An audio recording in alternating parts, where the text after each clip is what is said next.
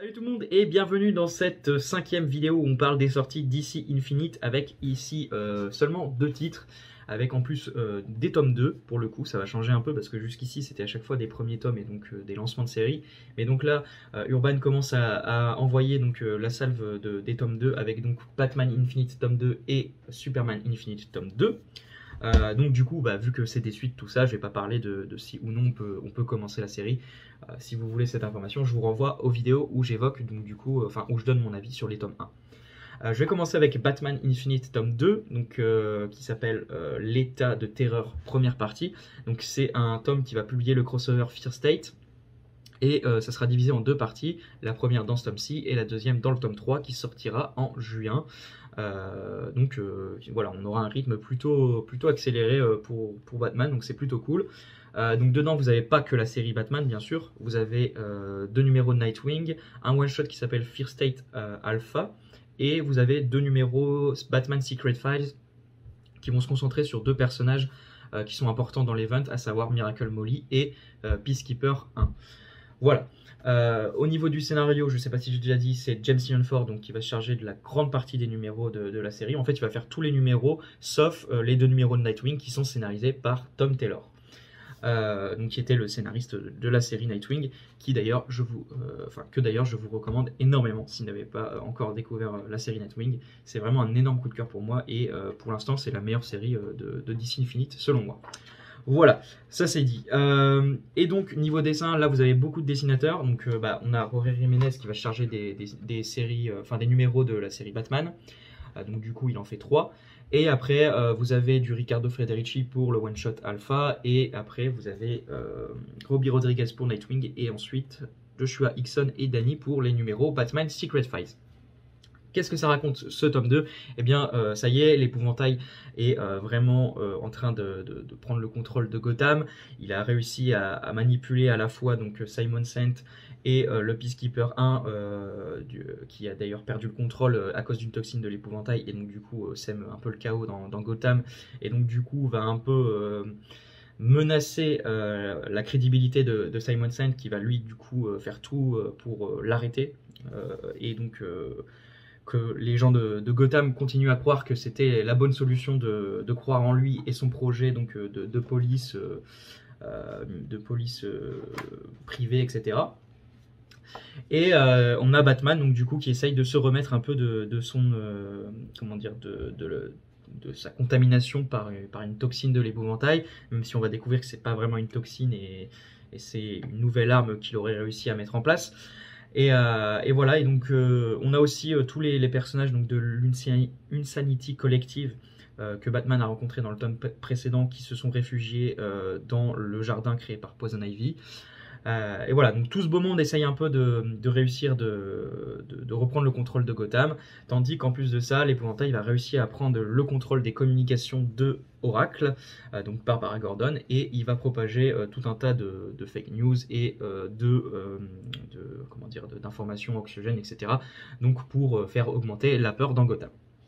Voilà un peu pour le pitch globalement de ce qui se passe dans ce tome-ci. C'est un tome qui va être beaucoup action aussi dans sa dernière partie. Il va y avoir beaucoup d'action. Ça se lit vraiment très vite, et ce qui n'est pas un mal ce qui est pas vraiment un mal d'ailleurs, mais voilà, du coup on est beaucoup plus dans un tome d'action quoi, tout simplement.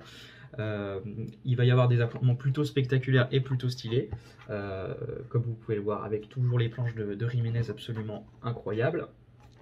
Et à côté de ça, on a aussi des numéros, donc les tie-in, qui sont là pour un peu plus nous en apprendre un peu plus sur les personnages.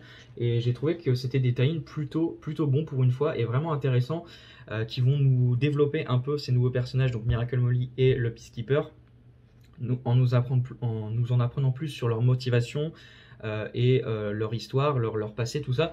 Donc du coup, ça donne un peu de consistance à tout ça, et j'ai trouvé que c'était vraiment le bienvenu. Et du coup, ça fonctionne un peu mieux au niveau de la trame globale. Donc ça, c'est quelque chose que j'ai vraiment plutôt très apprécié dans le tome. C'est vraiment des bons tie-in pour le coup. Après, malheureusement, ces 2 tie-in-ci, donc les Batman Secret Files, ont la partie graphique, à mon sens, la moins intéressante. On est dans un style un peu plus, vraiment qui dénote vraiment avec du Jiménez ou du Robbie Rodriguez. c'est beaucoup moins voilà, du dessin hyper dynamique, spectaculaire, de l'action, tout ça. On est beaucoup dans quelque chose de beaucoup plus sombre, tout ça. Donc du coup, voilà, c'est un peu dommage. J'aurais préféré qu'on soit donc plus dans des styles comme Jiménez sur tout le tome. Mais bon, ça c'est que mon avis. Après, ça peut aussi, je pense, plaire à pas mal de monde, ce style de dessin-là. Voilà, comme je vous l'ai dit, voilà, dans l'ensemble, vraiment un bon tome qui continue donc d'étoffer ses personnages grâce au tying. L'intrigue globale, bon, avance pas énormément, mais donne quand même lieu à des scènes d'action plutôt stylées et vraiment très cool à suivre. Surtout grâce, encore une fois, je le redis, très souvent, mais au dessin et au dynamisme de Jiménez qui nous en met plein aux yeux. Enfin, c'est juste magnifique. Toutes les pages sont à tomber, donc voilà. Je vais pas tout vous montrer non plus. Les numéros de Nightwing sont aussi excellents et j'ai adoré donc du coup les deux numéros dessinés par Robbie Rodriguez et scénarisés par Tom Taylor. Là on est sur un style vraiment aussi très dynamique et qui fonctionne hyper bien dans l'action, donc ça m'a fait beaucoup plaisir. Niveau dialogue, tout ça c'est hyper bon et ça donne lieu à une rencontre Batman-Nightwing vraiment superbe avec de très très beaux dialogues. Et il y a vraiment quelques cases que j'ai adoré, que j'ai trouvé super belles en termes d'écriture. Donc voilà, des bons tie-in. La série en elle-même, Batman, est plutôt cool et même si elle se concentre beaucoup sur l'action, du coup ça reste efficace, surtout grâce au dessin de Jiménez. Donc voilà, dans l'ensemble, plutôt une réussite. J'attends la deuxième partie, après je sais à quoi m'attendre vu que je suis la série en VO. Mais voilà, en tout cas pour l'instant j'ai un peu revu à la hausse le Fear State, où je vous cache pas que j'ai vraiment passé un très bon moment sur ce tome 2 de Batman, que je vous recommande donc du coup de continuer la série. Clairement, si vous avez aimé le premier tome, je pense que vous allez passer un très bon moment avec le tome 2. Je passe maintenant à Superman Infinite tome 2, qui est un tome un peu particulier parce qu'il ne va pas publier vraiment la suite du tome 1, vu que voilà, on fait une petite pause pour tout simplement nous présenter Superman et de nouveaux personnages qui auront leur importance dans la suite avec donc le tome 3. Donc dedans vous avez tout simplement la mini-série Superman and the Authority ainsi qu'un one-shot Batman Superman and the Authority Special, un truc comme ça. Alors la mini-série elle est scénarisée par Grant Morrison, tandis que le one-shot est scénarisé par le scénariste de la série Action Comics, donc Philip Kennedy Johnson. Et pour les dessins, c'est Mickey Ranning qui se charge de la grande partie des dessins de la mini-série de Superman The Authority. Et pour le dernier numéro, on a pas mal de dessinateurs que je vais vous évoquer. Donc notamment du Trevor Hershin, du Jonathan Glapion, du Scott Hanna et du Rain Beredo. Donc voilà, beaucoup de dessinateurs pour un seul numéro à la fin. Alors, qu'est-ce que j'en ai pensé de ce tome 2? Globalement, j'ai pas adoré, je vais pas vous le cacher, j'ai trouvé ça plutôt bien, plutôt cool et sympa à suivre. Après, je suis pas trop déçu parce que je savais ce qu'il y avait publié dedans. Donc, comme je viens de le dire, c'est la plupart des numéros sont scénarisés par Grant Morrison. Moi, je suis pas le plus grand fan de Grant Morrison. Enfin, très récemment d'ailleurs, chez Urban, il est sorti le Hal Jordan Green Lantern tome 4, qui est scénarisé par lui aussi, que j'ai vraiment pas du tout aimé. Et voilà, autant des fois ce qu'il peut faire, ça arrive à me plaire, notamment son run sur Batman, que même si c'est au niveau de mon appréciation c'est un peu en dents de scie, il y a des choses que j'ai bien aimées, d'autres beaucoup moins. Par exemple, j'adore son All Star Superman, c'est un de mes récits préférés de Superman, et c'est clairement pour l'instant son récit, le récit qu'il a écrit que je préfère le plus personnellement, que j'aime le plus.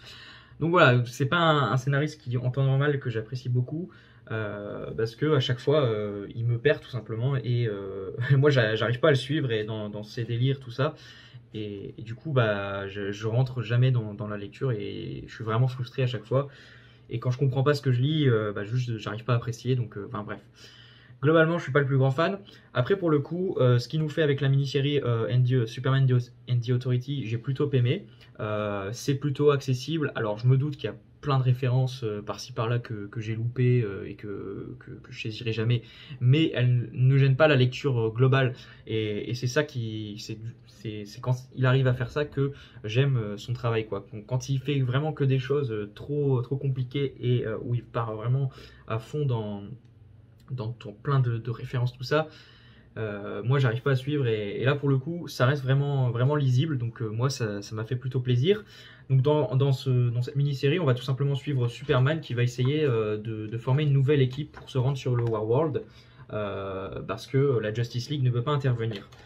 Donc voilà, c'est un peu le pitch de cette mini-série. Il va rencontrer plein de personnages, donc notamment Manchester Black, Apollo, le Midnighter, l'Enchantress aussi par exemple, et il va essayer à chaque fois de les convaincre de le rejoindre pour tout simplement ensuite aller sur le Warworld et libérer des millions d'esclaves sur cette planète. Voilà un peu donc pour le pitch. C'est plutôt sympa à suivre. Après, je vous cache pas que moi, les personnages qu'on va suivre, tout ça, je les connais pas énormément, je suis pas hyper attaché, donc j'ai pas non plus surkiffé. Après, si c'est des personnages que vous connaissiez beaucoup et que vous adorez, je pense que vous allez passer un très très bon moment, parce que je doute pas que Morrison les connaît très bien et va, comme je vous l'ai dit, sûrement placer plein de références qui ne gênent pas la compréhension globale, mais qui du coup pour un lecteur aguerri va sûrement kiffer, quoi. Je pense. Après, encore une fois, je suis pas sûr non plus. Donc voilà, c'est plutôt sympa à suivre. Après, la menace de la mini-série est un peu, enfin voilà, j'ai trouvé un peu étrange et j'ai pas non plus été complètement emballé. Mais voilà, la trame principale est plutôt sympa à suivre et du coup, j'ai découvert voilà certains personnages que je connaissais pas et j'ai plutôt apprécié. Voilà. Par contre, le dernier numéro, pour le coup, c'est celui que j'ai le plus aimé. Et qui est pas scénarisé par Grant Morrison, mais donc scénarisé par Philip Kennedy Johnson. J'avais un peu peur parce que du coup, il va utiliser le Dark Multiverse, donc sur le coup, j'ai dit oula, on va déjà retrouver le Batman qui rit et tout ça, mais non, ça va, il va juste utiliser Ra's al Ghul du multiverse noir et il va essayer de faire une histoire voilà, de future invasion de la Terre, et donc Superman et Batman ainsi que donc, les personnages de The Authority vont essayer d'empêcher cette future invasion. C'est plutôt très cool à suivre, de bonne dynamique, de bons dialogues. Là, c'est un peu plus dommage parce que les dessins sont un peu moins beaux que pour la série Superman and the Authority. On a notamment le dessinateur de DC East, donc la série de zombies scénarisée par Tom Taylor. Donc c'est Trevor Hershин, si je dis pas de conneries. Je vais vérifier. Ouais, c'est ça. Donc c'est ce dessinateur là. Voilà, c'est sympa, mais pas non plus très très beau quoi. Ça fait le taf, on va dire. Par contre, c'est vrai que j'en ai pas parlé, mais les dessins de Mickey Ranin sur Superman and the Authority, c'est super beau. Et voilà, j'ai été vraiment très très content de le retrouver, Mickey Ranin, parce qu'il faisait un peu absent sur la période Infinite jusqu'ici. Donc c'était vraiment, moi j'ai pris beaucoup de plaisir de le voir de retour sur une série. Alors parfois il est un peu aidé par d'autres dessinateurs. Mais la majorité des planches sont signées par lui et c'est à tomber par terre, comme vous pouvez le voir. Voilà, donc un tome 2 pas exceptionnel, qui est là un peu pour nous présenter des nouveaux personnages qui seront utiles par la suite. Si vous êtes fan de Morrison, je pense que ça va beaucoup vous plaire. Si comme moi vous n'êtes pas spécialement fan du scénariste, peut quand même aussi vous plaire. Enfin moi pour le coup j'ai quand même passé un bon moment et ça fait partie de ces récits où je trouve qu'il arrive à faire quelque chose de compréhensible et qui part pas trop loin. Donc moi j'ai quand même passé un bon moment de lecture. J'ai découvert de nouveaux personnages, donc franchement c'est cool. Après voilà, je vous cache pas que j'attends surtout avec grande impatience donc le tome 3 où là ça y est on rentrera dans le vif du sujet avec Superman qui se rend sur le Warworld. Donc dans l'ensemble des séries qui continuent à être vraiment de bonne qualité. Alors j'ai une préférence pour le tome 2 Batman parce que là pour le coup on est vraiment sur la suite du tome 1, tout ça, et j'ai eu de bonnes surprises avec les tie-ins qui sont présents dans ce tome 2. Donc, dans l'ensemble de deux séries que je vous continue de suivre et que je continue aussi de vous recommander. Voilà, comme d'habitude, n'hésitez pas à donner votre avis sur les séries et sur les comics dans les commentaires, et puis sur la vidéo en elle-même. J'espère que tout ça vous a plu. À très bientôt pour une prochaine vidéo. Salut tout le monde!